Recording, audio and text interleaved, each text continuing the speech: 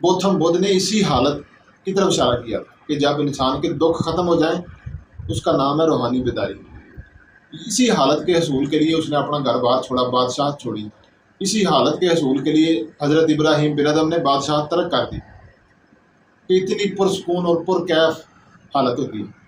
किसी बंदे ने उनसे पूछा भी आपने बादशाही छोड़ के ये क्या फ़कीरी इख्तियार कर ली, क्या मिला? आपने फरमाया कि मैंने बादशाही छोड़ के ये हालत ली है तो मैं अभी भी समझता हूँ कि ये मुझे सस्ती मिल गई है। अस्सलाम वालेकुम नाज़रीन, मेरा नाम है अंसर अली। अल्लाह की पहचान के हवाले से सिलसिला जारी है। ये उसकी तीसरी वीडियो है। पिछली वीडियो में मैंने बताया था कि दो तरीके हैं अपने दिमागी शोर को कंट्रोल करने के लिए, क्योंकि ये वो दिमागी शोर है आपका जो आपको रूहानी बेदारी से रोकता है। ये वो दिमागी शोर है जो आपको अल्लाह की पहचान से रोकता है। ये वो दिमागी शोर है जो आपको अपनी पहचान से रोकता है। जब तक आप इस शोर को ख़त्म नहीं करेंगे, दिमाग को नो माइंड की हालत में नहीं लेकर आएंगे, इसको यकसू नहीं करेंगे, तब तक आप अल्लाह को नहीं पहचान सकते। और यही हमारी ज़िंदगी का बुनियादी मकसद है, अल्लाह को पहचानना। तो आप पहले ही बुनियादी मकसद में फ़ेल हो जाएंगे। तो उसके मैंने दो तरीके बताए थे कि एक तो अपने दिमाग की निगरानी शुरू कर दें, हमा वक्त इसके ऊपर फोकस करें, या जब कभी आप फारग बैठें तो अकेले कमरे में बैठ के जब कोई चीज़ डिस्टर्ब करने वाली ना हो तो आप अपने दिमाग के ऊपर, अपनी सोचों के ऊपर फोकस करें कि मेरे दिमाग के अंदर कौन से ख्यालात चल रहे हैं। हो सके तो उनको नोट कर लें, फिर आपको पता चलेगा कि आपका दिमाग कितना बददिमाग है। हज़ारों ख्यालात एक दिन में फजूल आते हैं और यही इंसान की परेशानियों का बायस होते हैं। यही ख्यालात इंसान की खुदकुशी का बायस बनते हैं। यही उसकी ज़िंदगी का सुकून छीन लेते हैं। दुख और परेशानियों में मुब्तला हो जाता है इंसान। ये सुखी कौन मोहम्मद बख्शा थे परे जहान दुखा दे। हर कोई बंदा दुखी है, जिसके पास चले जाएं वो अपने दुख की अलग ही कहानी सुना रहा होता है। फ़र्क सिर्फ ये है जाहलियत, दिमाग ने उनके ऊपर कब्ज़ा कर लिया है और वो दिमाग उनकी ज़िंदगी को चला रहा है। तो आपने दिमाग से आज़ाद होना है, यही हकीकी आज़ादी है। अपने आप को दिमाग की कैद से आज़ाद करें, यही हकीकी आज़ादी होगी और ये दुखों से भी आज़ादी होगी और ये अल्लाह की सल्तनत में आप दाखिल हो जाएंगे। अपने दिमाग को, अपने शऊर को रूह के ताबा कर दें, जिसको ज़मीर भी कहते हैं, अल्लाह की आवाज़, अल्लाह का नूर। जब वो आपकी ज़िंदगी का निज़ाम चलाएगा तो फिर सारा निज़ाम ठीक होगा। वो मैंने मिसाल एक पेश की थी झील की लहरों वाली, कि जब तक उसके अंदर लहरें जारी रहेंगी उस वक़्त तक आप झील के अंदर से चाँद का मुशाहदा नहीं कर सकते। इसी तरह जब तक दिमाग आपका खामोश नहीं होगा तब तक आप अल्लाह का मुशाहदा नहीं कर सकते, अल्लाह की मार्फत नहीं हासिल कर सकते। यही असल खामोशी है, दिमाग का खामोश हो जाना, ये असल खामोशी है। ज़ुबान की खामोशी बड़ी बात है, लेकिन ये तो उससे भी बड़ी बात है, दिल की खामोशी, दिमाग की खामोशी। एक हदीस मैंने पढ़ी थी, अल्लाह के नबी सल्लल्लाहु अलैहि वसल्लम ने इरशाद फरमाया कि इबादत के 10 दर्जे हैं, जिनमें से 9 दर्जे तो सिर्फ खामोशी है। यही वो दिमागी खामोशी की बात हुई कि जब आपका दिमाग पुरसकून हो, खामोश हो, आपके अंदर कोई ख्याल ना आ रहा हो, ना माजी का ना मुस्तकबिल का, तो यही खामोशी असल खामोशी होती है और यही इबादत है और यही हजूरी है। ये कल भी मैंने बात की थी ना, तमाम इबादतों की जो चाबी है वो हजूरी है। तो हजूरी नहीं होगी तो इबादतों का तो फ़ायदा कोई। इसीलिए सरकार ने फरमाया कि 9 हिस्से इबादत सिर्फ खामोशी है, कि आपने अपने दिमाग को पुरसकून करना है, इसको खामोश करना है। तो एक तो तरीका बताया था कि अपने दिमाग की निगरानी करें। दूसरा तरीका ये बताया था कि अपने अमाल की निगरानी करें, अपने जिस्म के ऊपर फोकस करें कि मैं इस वक्त जो कुछ कर रहा हूँ वो मेंटली प्रेजेंट होकर कर रहा हूँ या गैर हाज़िर हूँ। अगर आप क्लास के अंदर पढ़ रहे हैं और आपका दिमाग कहीं और है तो गोया ऐसे ही है कि जैसे आप क्लास के अंदर हैं ही नहीं। कोई टीचर क्या पढ़ा के चला गया आपको कुछ पता नहीं है। वो एक आपकी मुर्दा जैसी मिसाल है कि जिस बंदे का दिमाग हाजिर नहीं, वो मुर्दे की तरह ज़िंदगी गुजार रहा है। वो मुर्दे की तरह ज़िंदगी गुजार रहा है, हकीकतन वो ज़िंदगी गुजार ही नहीं रहा। बाज़ार में आप चले गए, आपको पता ही नहीं आपके पास से कौन कौन से लोग गुजर गए और आप उधर से होकर वापस भी आ गए। किसी ने आपसे पूछा भी फ़लाँ बंदे को देखा है? नहीं जी, मुझे तो पता ही नहीं। ये होता है असल मामला, जब दिमाग इंसान का गैर हाज़िर हो, सोचों में डूबा हुआ हो। تو ایسے پیٹرن کے ساتھ سوچیں آ رہی ہوتی ہیں بار بار بار بار، خاص طور پہ مستقبل کے سہانے خواب، ان کے بارے میں بڑی سوچیں آتی ہیں۔ اگر کوئی ناخوشگوار حادثہ ہو گیا ماضی کے اندر، اس کے بارے میں دماغ سوچتا رہتا ہے۔ تو یہ ایک حادثہ ہو گیا، اب آپ کے سوچنے سے اس میں کیا فرق پڑ جاتا ہے؟ تو پھر سوچنے کا کیا فائدہ، اس کو بھول جاؤ اور آگے اللہ کی طرف توجہ کرو۔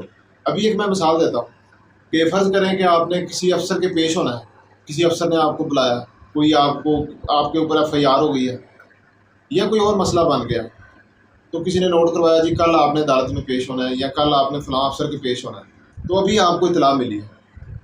تو اس کا طریقہ کار تو یہ ہے، اگر تو کوئی روحانی طور پر اگر کوئی بیدار شخص ہو، اس کو یہ اطلاع ملے تو اس نے کیا کرنا ہے؟ اس نے تو یہ کرنا ہے کہ بھائی ٹھیک ہے میں کل پہنچ جاؤں گا۔ سب سے پہلے تو اس نے یہ سوچنا بھی جو ہوتا ہے اللہ کی مرضی سے ہوتا ہے، کل میں نے جانا ہے، جو کچھ ہونا ہے اللہ کی مرضی سے ہونا ہے۔ اپنی وہ تیاری پوری کرتا ہے، جو ڈاکومنٹ ریکوائرڈ ہیں وہ لے کے جاتا ہے، اس کی تیاری شاری کر کے اپنا تیار ہو کے وہ آدھے گھنٹے کے اندر پلاننگ ساری کر کے، تو بس اس کے بعد وہ اس کے بارے میں سوچتا نہیں ہے، کل آئے گا تو دیکھی جائے گا۔ میرے سوچنے سے کل کے نتائج تبدیل نہیں ہونے، تو پھر سوچنے کا کیا فائدہ ہے؟ میں کیوں اپنے جسم کو بیماریوں میں مبتلا کر رہا ہوں سوچ کے، اپنے آپ کو نفسیاتی مریض بنا رہا ہوں، اپنی قوت حیات ختم کر رہا ہوں۔ تو وہ بیدار شخص جو ہے وہ اس کے بارے میں سوچے گا نہیں، اگلے دن اٹھے گا، تیار ہو کے چلا جائے گا، جا کے پیش ہو جائے گا، پورے کانفیڈنس کے ساتھ پیش ہوگا کہ بھئی جو کچھ ہونا ہے اللہ کی مرضی سے ہونا ہے۔ یہ جو بندہ ہے اس کے پاس کوئی اختیار نہیں، اللہ کے پاس اختیارات ہیں۔ اگر اس نے چاہا تو مجھے سزا ملے گی، اگر اس نے چاہا تو مجھے یہ کچھ نہیں کر سکتا۔ اللہ پر ایمان اس بات کو کہتے ہیں، تو یہاں پہ تو ایمان دکھاتے نہیں ہیں، تو دوسری باتوں پہ ایمان آ جاتا ہے آپ کا۔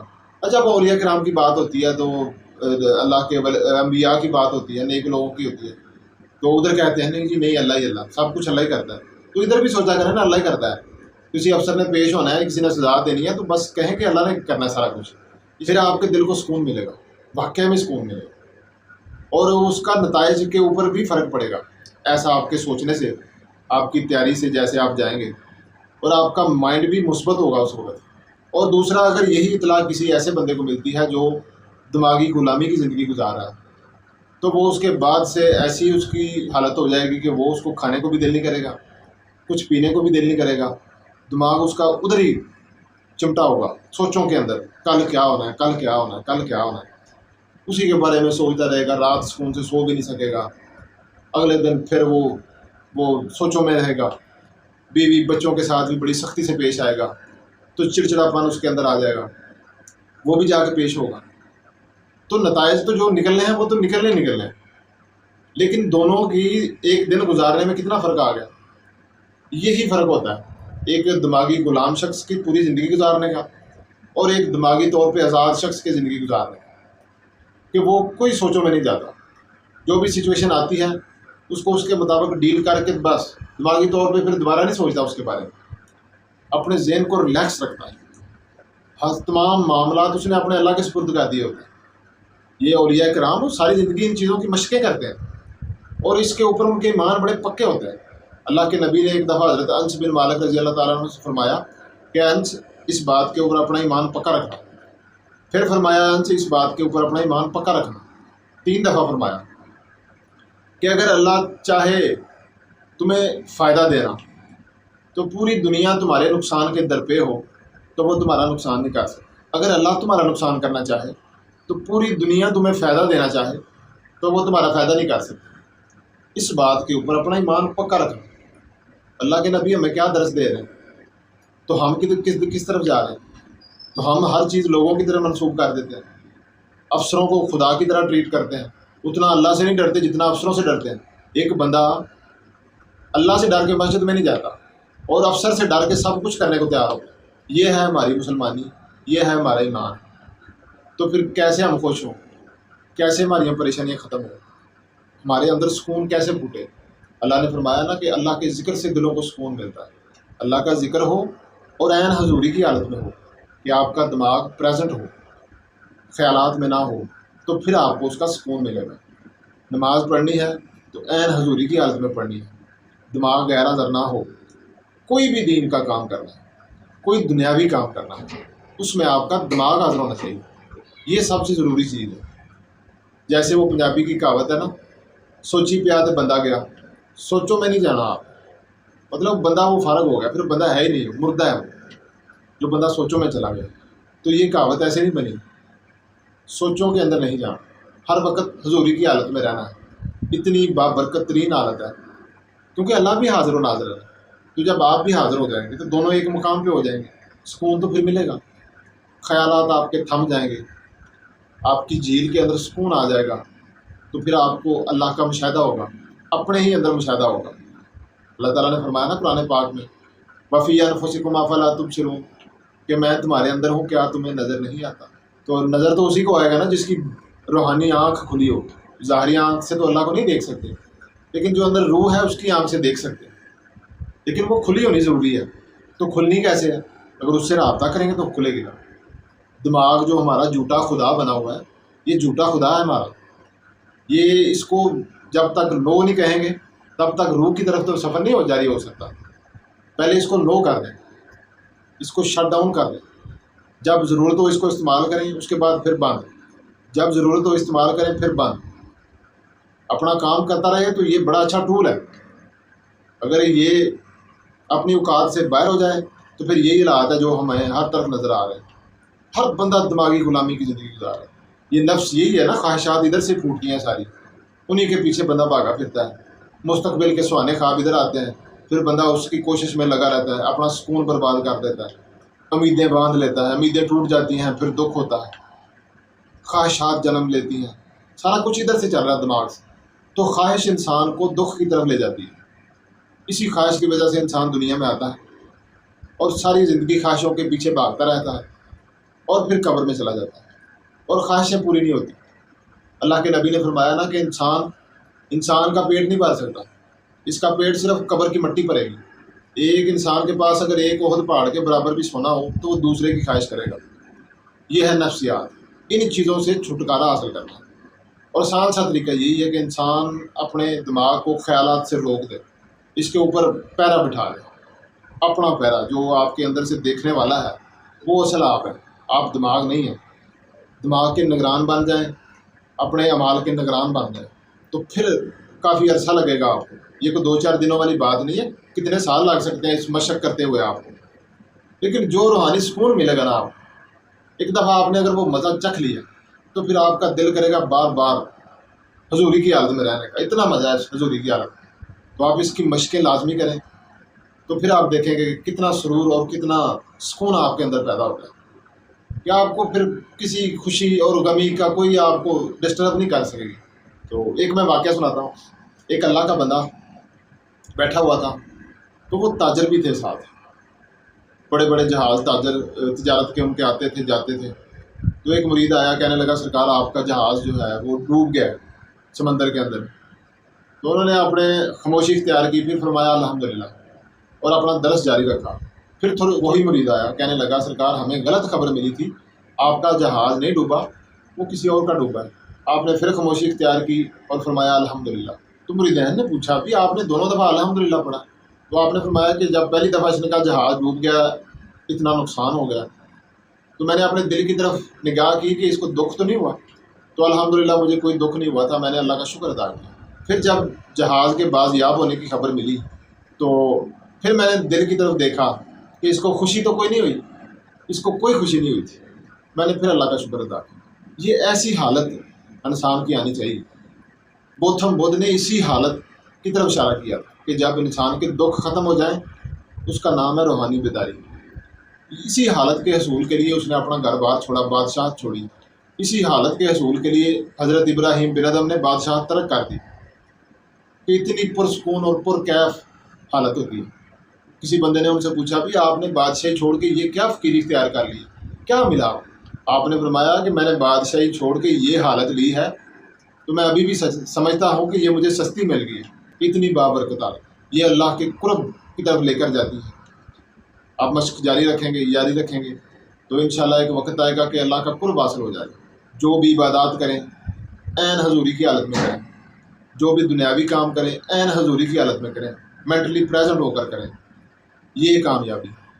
قرآن پاک میں بھی اللہ نے حکم دیا نا کہ اللہ آپ کو عدل اور احسان کا حکم دیتا ہے، ان اللہ یامرکم بالعدل والاحسان، عدل اور احسان کا حکم دیتا ہے۔ احسان کیا ہے؟ حالت حضوری، حضوری میں رہنے کا اللہ حکم دے گا۔ تو چھوٹی سی اس کے اوپر ویڈیو بناؤں گا اس آیت کی تفسیر کے اوپر، تو پھر کبھی انشاءاللہ بنائیں گے۔ تو اسی حالت میں چلتے چلتے انسان کو جب قرب حاصل ہو جاتا ہے تو پھر وہ حالت ہوتی ہے کہ اللہ تعالیٰ فرماتا ہے کہ میں اس کی آنکھ بن جاتا ہوں، اس کے کان بن جاتا ہوں، اس کی زبان بن جاتا ہوں، اس کے ہاتھ بن جاتا ہوں، اس کے قدم بن جاتا ہوں۔ یہ وہ مقام پھر آتا ہے، اللہ کے قرب کا مقام۔ وہ پھر انسان اکیلا ذرا نہیں رہتا، کائنات کا الگ تھلگ جز نہیں رہتا، بلکہ پورے شعور کل کے ساتھ جڑ جاتا ہے، اللہ کے ساتھ وحدت اختیار کر لیتا ہے، قطرہ سمندر کے اندر چلا جاتا ہے، خدا سے انسان ہم کنار ہو جاتا ہے۔ یہ وہ حالت ہوتی ہے۔ اس لیے اللہ نے قرآن پاک میں فرمایا اولیاء اللہ لا خوف علیہم ولا هم یحزنون، کہ ان کو نہ دنیا میں کوئی خوف ہے، نہ غم ہے، نہ آخرت میں ان کو کوئی خوف ہوگا، نہ کوئی غم ہوگا ان کو۔ یہ اس حالت کی طرف اللہ تعالیٰ اشارہ فرما رہے ہیں کہ اس حالت کے اندر خوف اور غم ختم ہو جاتے ہیں۔ آپ کو کسی خوشی کی خوشی نہیں ہوگی، کسی غم کا غم نہیں ہوگا، آپ کے اندر ایک الگ ہی سرور ہوگا، الگ ہی نشہ ہوگا، اسی مستی میں آپ زندگی گزار رہے ہوں۔ ایک ایک لمحہ آپ کے لیے اتنا پرکیف ہوگا کہ سرور میں گزرے گا وہ۔ اس حالت کے حصول کے لیے ایک اور طریقہ بھی ہے کہ اسلامی لحاظ سے ہم دیکھیں تو کامل حضوری کے ساتھ اللہ کا ذکر کرنا، کامل حضوری کے ساتھ جو لفظ آپ پڑھ رہے ہیں اس کے ترجمے کی طرف دھیان ہو کہ میں کیا پڑھ رہا ہوں۔ اس کے علاوہ کسی اللہ کے ولی کی محفل میں جا کے بیٹھنا، اس کے اوپر اللہ کی رحمتیں نازل ہوتی ہیں، برکتیں نازل ہوتی ہیں، اس کے پاس جا کے بیٹھنا، جو اس حالت کے اندر ہو، حضوری کی حالت میں رہنے والا ہو، تو پھر وہ آپ کو بتائے گا کہ یہ حالت کیسی ہوتی ہے اور یہ کیسے حاصل کی جاتی ہے۔ وہ آپ کا ماسٹر ہوگا، آپ کا گرو ہوگا، آپ کا ٹیچر بنے گا، پھر وہ آپ کو اس کی طرف رہنمائی کرے گا آپ کی۔ تو کسی اللہ کے مقرب بندے کو تلاش کرنا بہت ضروری ہے اللہ کو پہچاننے کے لیے۔ اگر قرآن و حدیث کو پڑھنا ہے، اس کے بارے میں علم حاصل کرنا ہے تو کسی عالم کے پاس جائے۔